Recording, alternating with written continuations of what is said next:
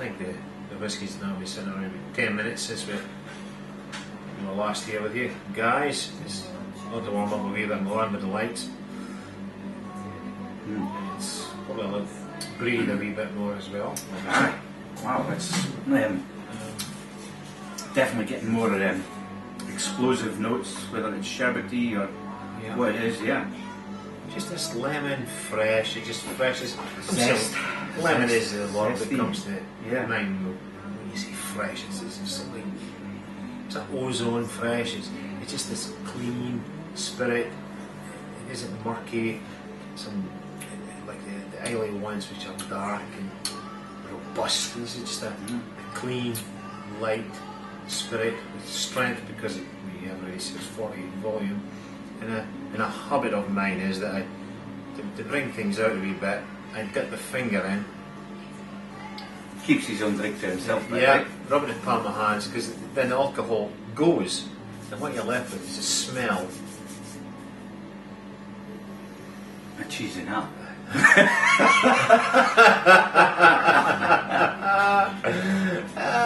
if I was drinking cheese, I'd have a bit. Winding up.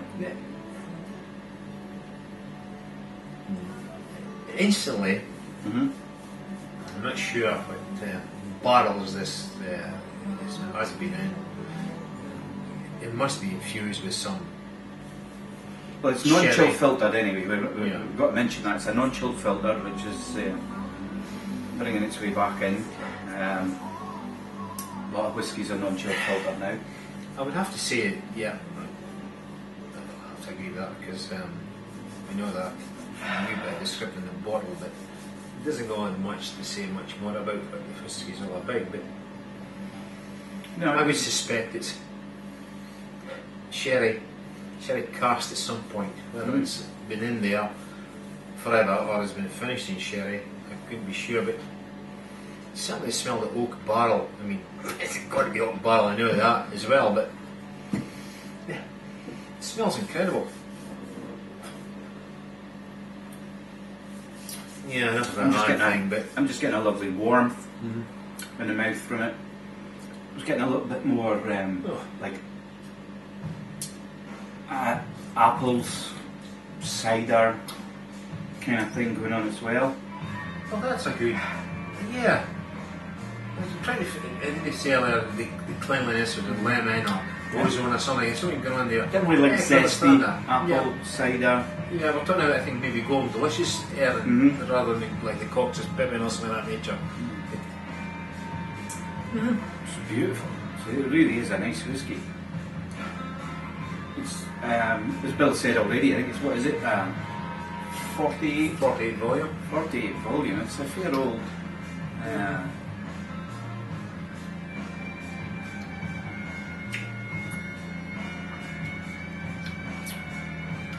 But as time goes on, I'm going back to the lemon peel.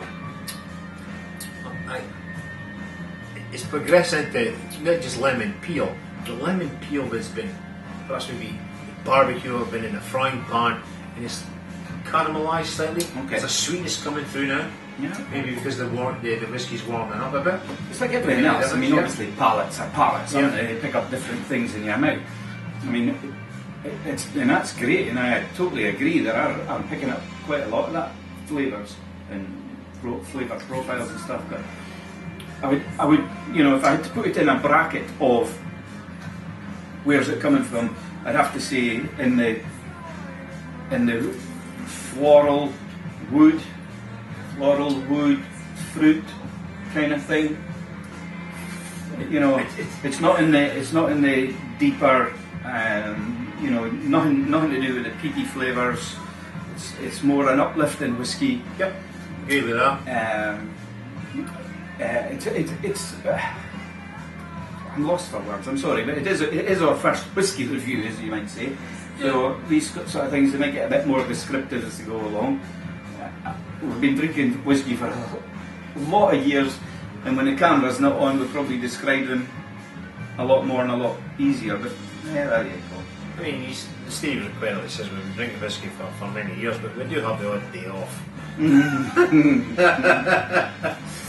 Well, sometimes. Yeah,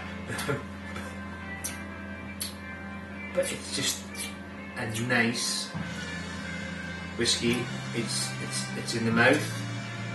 It isn't in the throat. No. If you were drinking it too quick, I think you'd feel it in the stomach. But sipping it as you should and enjoying it, it relaxes from your mouth to your stomach quite easily without being in shock. Oh no. Oh no.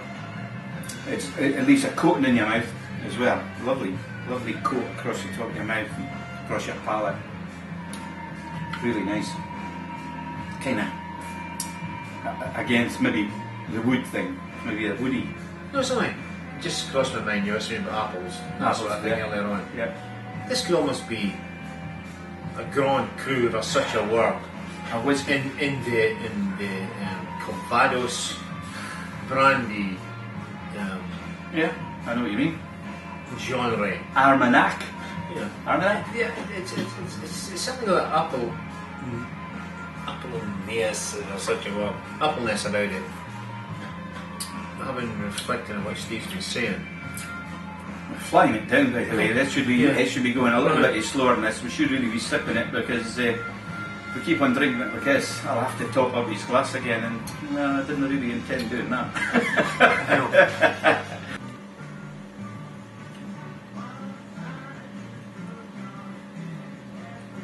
Well, guys, as you can note, my glass is empty.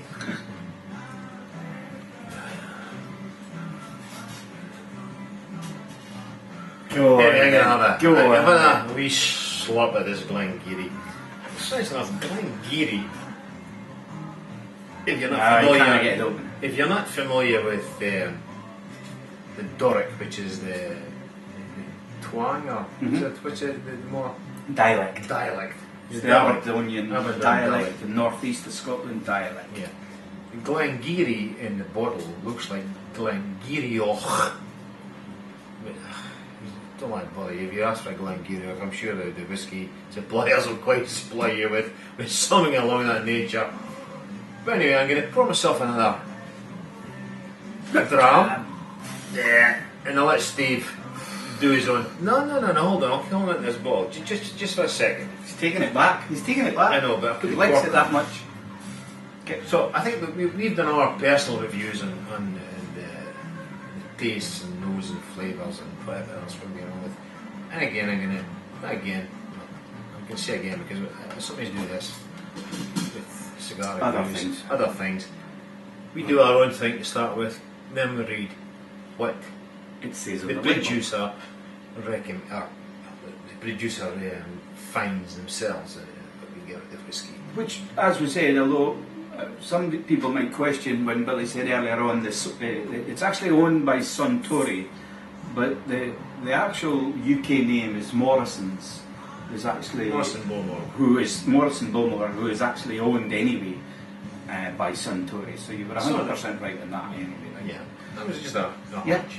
Yeah. You go by dark memories of some drunken night out that, anyway, somebody, that was a bad dream I had, but that was probably a wet dream. Anyway, because I was thinking a drink.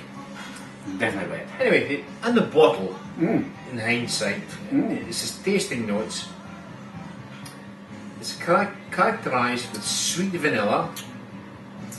Well, I'm going to dispute this as we go along. yeah, you see, now all of a sudden it becomes easier. When somebody tells you what to find, okay. Well, go on, what do you think about it? Yeah. Butterscotch and fresh green fruits. Green fruits, well, we kind of said green fruits with limes and lemons and apples, green apples. Yeah. Gooseberries, perhaps?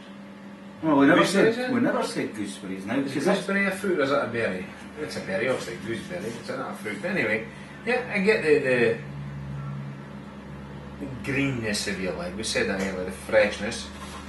But anyway, it's fresh green fruits, sweet butter cream. Well, the buttercream could be the kind of finish that we got on it, because the buttercream, in my mind, would leave me with that coating in my mouth, you know. So yeah, there's the finish, the buttercream, which I didn't say. Yeah. and citrus cleanliness. Results in a fresh, gentle finish. Well, it's strange you should say that because I'm actually getting green, vanilla, tastes and flavours out of this whiskey. But no, only joking apart. I mean, yeah, I'm getting, as you're getting nearer the bottom, but not the bottom of the bottle, thank goodness, but if it's left in his hands much longer, it probably will be. Obviously, this is the tasting notes I've just read out for you. But on the main label of the bottle, I'll read what it says. It's crafted by John and Alexander Manson since 1797. This selection of non-chilled filter Glen Garioch illustrates the distinctive house character. Now, the house character goes on to say house, beg your pardon, honey, sweetness, hints of heather, and just a touch of spice. So this particular bottling goes on to say tasting notes, as I've just said, which is the butterscotch, fresh green fruits. Is it? So the underlying flavours of Glen Garioch are, I've just said, Goes perfectly with this cigar, by the way. Hints of heather and just a touch of spice. Just knocking it apart, I've been smoking Ramon alone. A Raz, as it's better known. Selected. Ramona was specially selected, which is quite a spicy cigar on its own, and it actually complements this whiskey very, very well. You've been on what's this one you've been smoking, bro? An Upman. Upman number 2. H Upman number 2. I'm not quite sure how that is, but this is actually complemented perfectly. Straight in with a quick PS here. PS or PS. I just get away for good. Would you buy a bottle, or should you buy a bottle? Well, we have bought a bottle because I purchased a bottle for my mate Steve, and I purchased a bottle for myself. That's good to know. Yeah. So, I bought a bottle, and I'd buy a bottle. And should you buy a bottle, I'll recommend you should. Good. We'll go with that again. Root toot, and we're out. Back again. Toodaloo the new.